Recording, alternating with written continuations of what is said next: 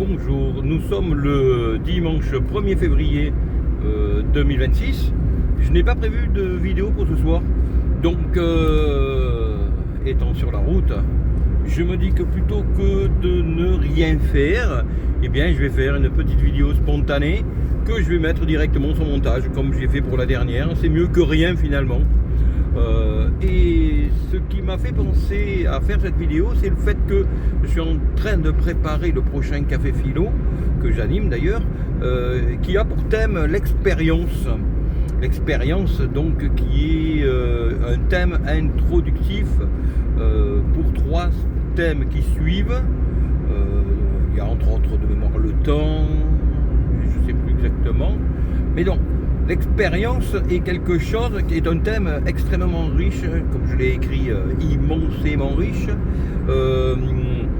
Et dans les cafés philo que j'anime, comme je l'ai déjà dit dans une présentation de Café Philo, alors que j'étais en cours de préparation pour le mettre en place, ça fait maintenant 1 an et demi que ça fonctionne très bien, bientôt 2 ans. Eh bien, je pars du principe que les cafés philo doivent être animés à la manière germanique, je dirais, scandinave, saxonne, anglo-saxonne, à savoir l'animateur n'est pas là pour faire un cours de philo, mais il est là pour faire circuler la parole de manière à ce que les personnes qui sont présentes et qui doivent être présentes en nombre relativement réduit puissent s'exprimer.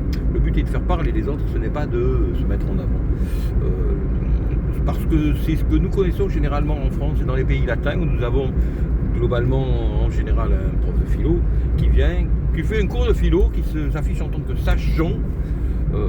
Et ensuite, eh bien, ceux qui veulent intervenir interviennent. Alors bien sûr, chacun peut intervenir en n'ayant pas de connaissances par rapport à celui qui a fait l'exposé préliminaire, mais c'est compliqué, beaucoup de gens n'osent pas s'exprimer dans ce cas-là.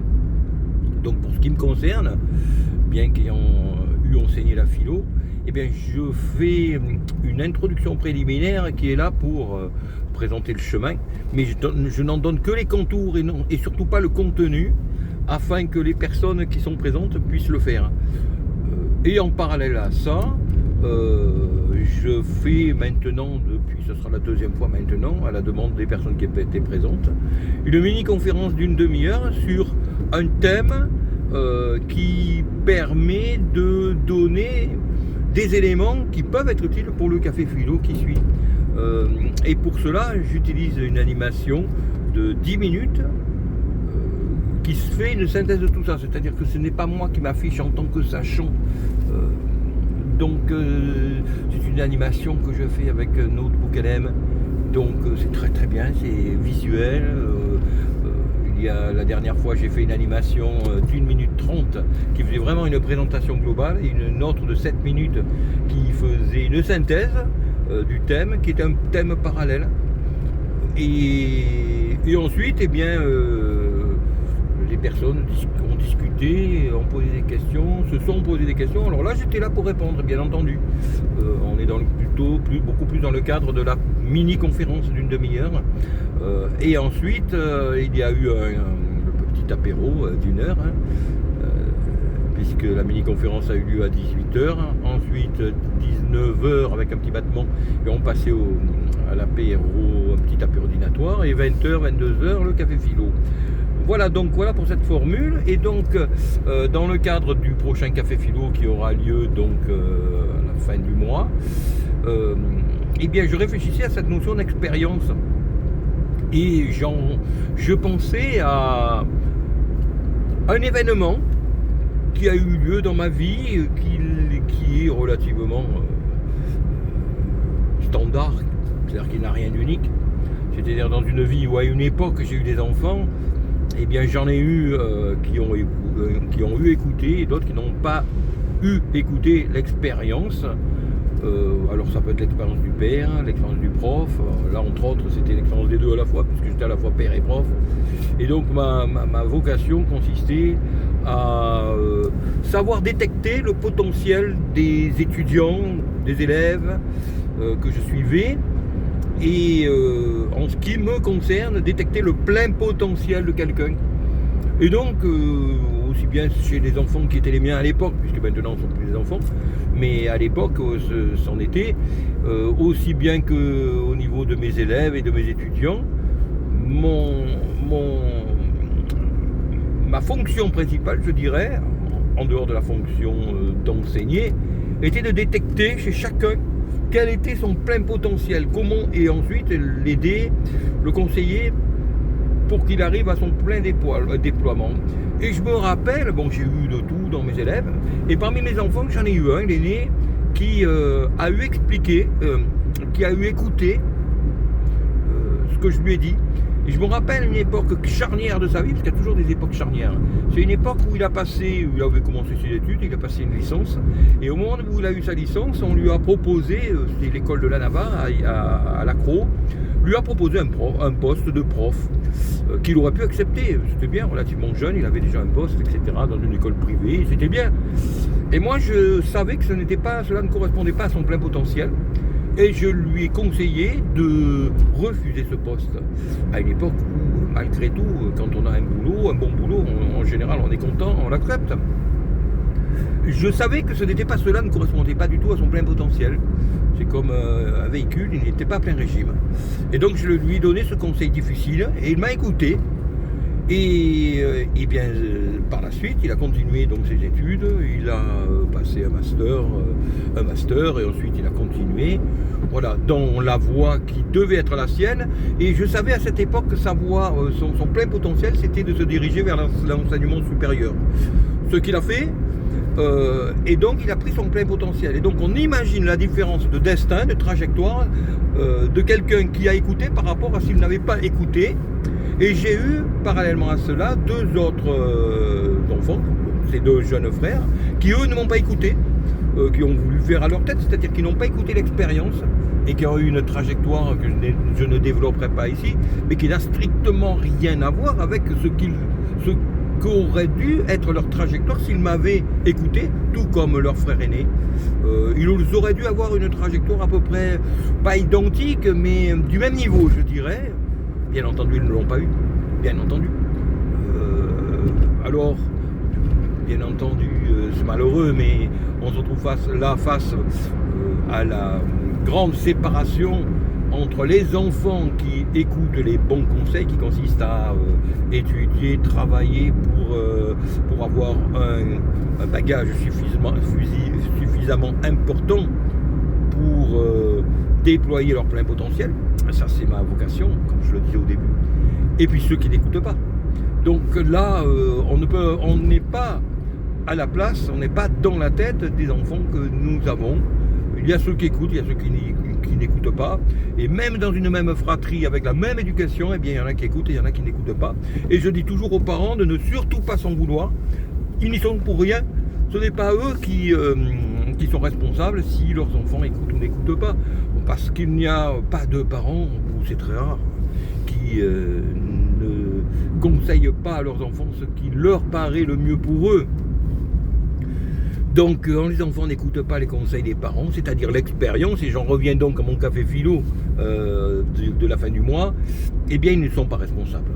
Je dis ça parce que j'ai dans mon entourage, par exemple, une personne qui est une personne diplômée, qui a un diplôme universitaire, son ex-mari également a été une personne diplômée. Ces personnes ont eu 2 enfants, aucun des 2 enfants n'ont écouté et n'ont passé le bac. C'est dramatique, je dirais, dans le sens où les parents savent que quand ils ont passé des diplômes, cela leur a permis d'avoir quand même, malgré tout, une vie plus confortable que sans diplôme. Et quand ces parents-là donnent le conseil à des enfants de faire de même, et que les enfants ne veulent pas écouter, parce que ils sont tête dure, tout simplement. Je pense à ces 2 personnes, mais j'en connais énormément d'autres qui sont dans la même situation. Des parents qui ont fait des études et qui ont des enfants qui n'ont pas voulu écouter, ou comme moi, il y en a un qui a écouté, puis les 2 autres qui n'ont pas écouté. Alors, en ce qui me concerne, j'en ai eu un qui a écouté, qui a poursuivi et qui a déployé a priori son plein potentiel. Et puis les 2 suivants qui ont passé le bac, et puis pas plus. Ce qui est vraiment dommage, bien entendu, parce que ça donne des personnes qui, après coup, 10 ans, 20 ans après, eh bien, garderont un goût d'amertume dans la bouche, surtout lorsqu'ils ont, comme c'est le cas pour ce qui me concerne, un frère aîné qui a eu écouté le père, l'autorité qu'ils ont eu rejetée en tant qu'adolescent par bêtise pure, hein, et que cela a dévié totalement leur vie de la voie épanouie qu'ils auraient dû avoir. Alors ils ont le contre-exemple en la personne de leur frère aîné. Là, c'est beaucoup plus dramatique parce que dans le cas d'une famille où aucun des enfants n'a fait d'études, bon, on peut toujours se réfugier derrière l'excuse des parents, parce qu'en général, on n'accepte pas, on a rarement la lucidité de se dire que si on n'a pas fait d'études, ce n'est pas de la faute des parents, surtout quand ils nous en ont donné la possibilité, lorsqu'ils nous ont conseillé de le faire, comme c'était leur cas. Mais bien souvent, on n'a pas cette lucidité et on préfère rejeter la faute sur les parents pour X raison. Des parents qui divorcent, bon, eh bien, on n'a pas fait d'études à cause des parents qui ont divorcé. Par exemple, ou un père qui était un petit peu autoritaire, eh bien, c'était de la faute du père autoritaire. La mère qui était pas ci ou pas ça, pas assez affective, pas assez ou trop affective, eh bien, c'était de la faute de la mère. Mais non, je rassure les parents, n'écoutez pas ce genre d'arguments qui n'ont absolument aucun fondement.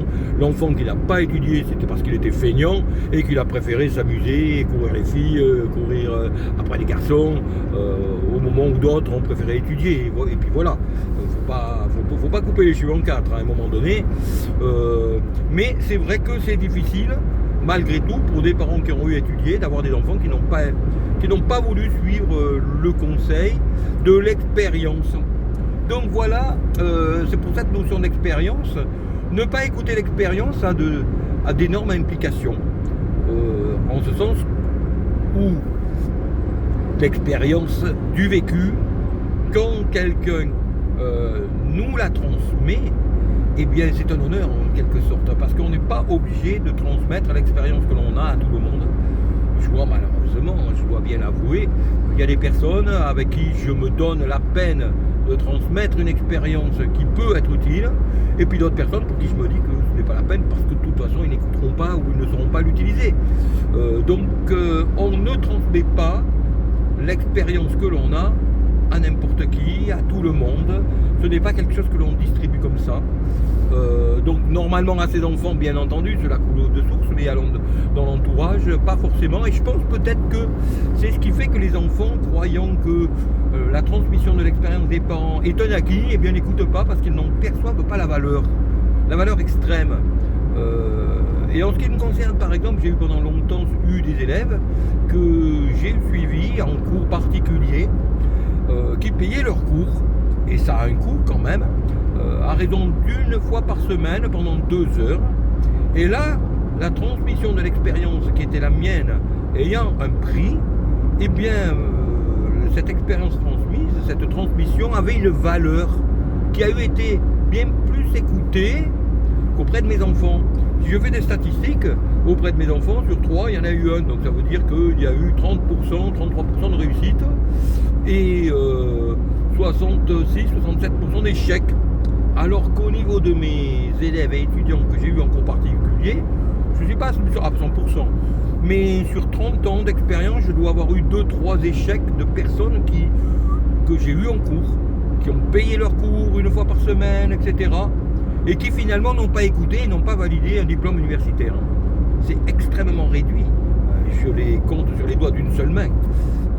Donc cela veut dire que quand on paye pour l'expérience qui nous est transmise, et bien cette expérience, on l'écoute beaucoup plus parce qu'elle a un coût et donc elle a une valeur, alors que lorsque cette expérience est donnée, la personne ne se rend pas compte de la valeur qu'elle a, elle s'imagine que c'est un acquis et donc elle ne voit pas vraiment la valeur très importante, qui n'a pas de prix en réalité de cette expérience transmise, et finalement elle va la laisser de côté. Alors on voit des personnes, et c'est paradoxal, hein, on voit des personnes qui n'ont pas forcément une famille dans laquelle on peut leur transmettre une expérience leur permettant de réussir des études, qui vont payer des cours pour avoir la transmission de cette expérience. Ça va leur coûter, ça va être un sacrifice et ils vont réussir. Et les enfants qui ont dans leur famille, comme c'est mon cas, la possibilité d'avoir la transmission gratuitement de cette expérience qui leur aurait permis de déployer leur potentiel au maximum et qui ne le font pas du tout.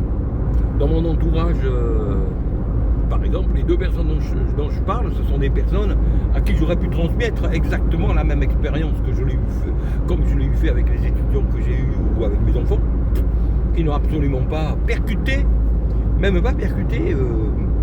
Bon, je ne l'aurais pas vraiment expliqué, mais de l'autre côté, il y a des choses quand même qu'il n'y a pas besoin d'expliquer. Quand quelqu'un a une expérience, eh bien, on essaie de profiter de cette expérience. J'ai eu, pour ce qui me concerne, étudié différents domaines, aussi bien sur le plan intellectuel que sur différents plans. Je me suis toujours rapproché le plus possible des personnes d'expérience pour pouvoir en bénéficier et pour pouvoir évoluer et avancer le plus rapidement et le mieux possible dans le domaine que j'étudiais. Et c'est ce qui m'a permis personnellement de beaucoup avancer dans différents domaines.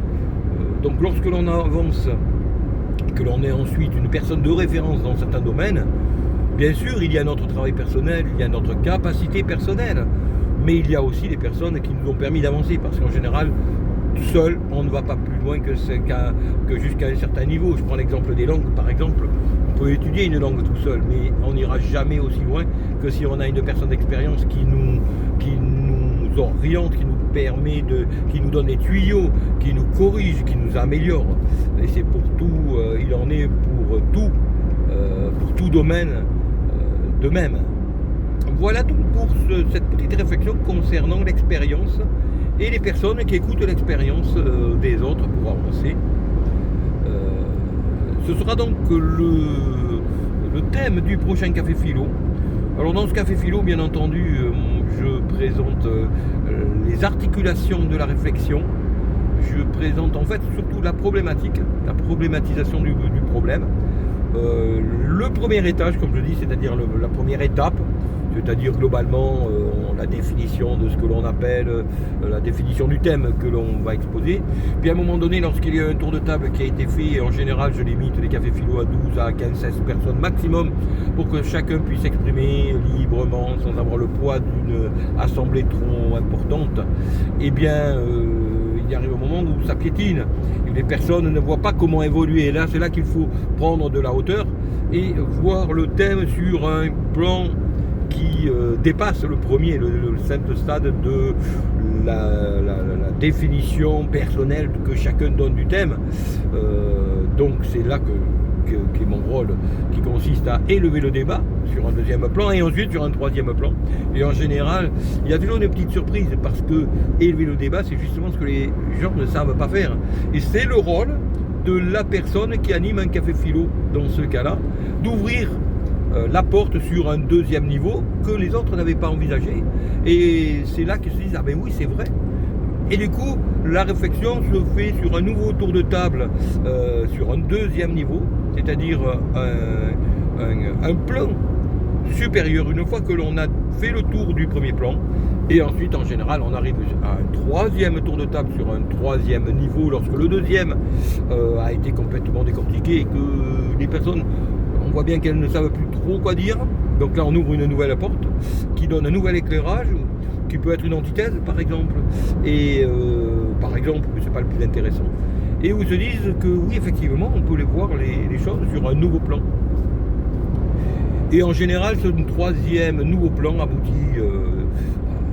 arrive sur une conclusion qui ouvre les différentes pistes qui permettront d'envisager le thème suivant du café philo suivant. Et c'est là que c'est très intéressant et qu'il faut une certaine technicité lorsque l'on organise un café philo de manière à ce que cela soit intéressant et enrichissant pour chacun. Voilà donc pour cette petite vidéo du premier dimanche du mois de février 2026. Donc je n'aurai pas le temps de faire un montage, je n'aurai même pas le temps de réécouter ma vidéo, je vais donc la mettre telle quelle.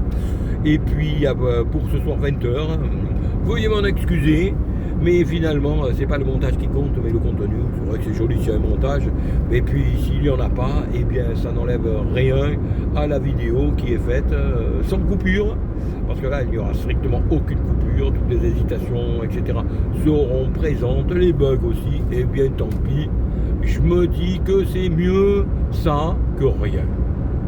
Voilà, je vous dis donc à bientôt. Et puis n'hésitez pas à vous abonner, mettre un pouce, comme on dit maintenant, si la vidéo vous plaît, mettre un commentaire, voilà, et puis vous abonner si vous voulez avoir une petite notification lorsqu'il y aura une prochaine vidéo. Comme vous le savez, je ne référence pas mes vidéos, elles sont réservées donc aux personnes qui s'abonnent, c'est-à-dire principalement à toutes les personnes qui me connaissent ou qui m'ont connu. Et puis il y a aussi quelques personnes qui ne me connaissent pas, qui me suivent et puis qui parfois me contactent. Voilà, et bien cela laisse une voie au destin qui est intéressante aussi. Je vous dis à bientôt.